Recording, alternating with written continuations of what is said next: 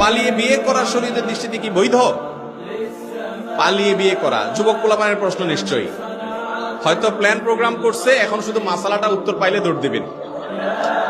দেখেন, ভালো করে শুনে রাখেন, বিয়ে কি ভালো কাজ না খারাপ কাজ? খারাপ কাজ? ভালো কাজ। তো ভালো কাজ কি মানুষ চোরের মতো পলায় পলায় করে? চোর চুরি করতে না পলায় করে? আপনি কি চুরি করতে যাচ্ছেন? তাহলে বাঘের বাচ্চার মতো বুক ফুলাইয়া প্রকাশ্যে ঘোষণা দিয়ে করবেন। হাদিসে আসছে আলিনু হাদান নিকাহ, বিবাহকে তোমরা প্রকাশ করো, জানান দিয়ে করো, ঘোষণা দিয়ে করো। এটা লুকায়া করার জিনিস না। যুবক ভাইয়েরা, ঘোষণা দিয়ে তো করতে পারবেন না, কারণ উত্তম মধ্যম পড়বে, বাপ মারা ধুইয়া একা একা সারতেছেন, সেজন্য পালানোর ধান্দা করতেছেন।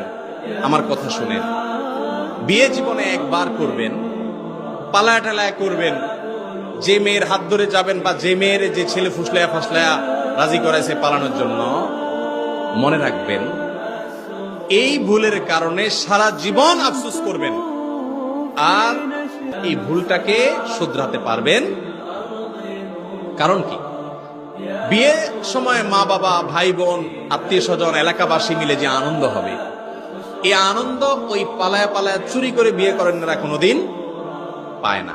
অন্যদের খুশির ছোটে বিয়ে হবে, আনন্দ হবে, এগুলো দেখে দেখে পরে আফসোস করবেন, হায় রে আমার কপালে কি হলো, অমুকের কথায় ফুসলানের চোটে তার হাত ধরে পলাই গেছে।